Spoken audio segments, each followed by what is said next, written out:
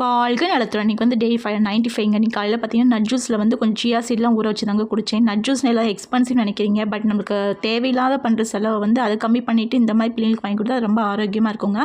So அது காலையில் கொஞ்சம் குடிச்சிட்டு அதுக்கப்புறம் கோயிலில் வந்து பிரசாதம் கொடுத்தாங்க. ஸோ அது கொஞ்சம் சாப்பிட்டேங்க. மத்தியானத்துக்கு பார்த்தீங்கன்னா கொஞ்சமாக ரொம்பையும் ஒரு 2 வாய் சாப்பாடு தாங்க இருந்துச்சு, பழைய சோறு.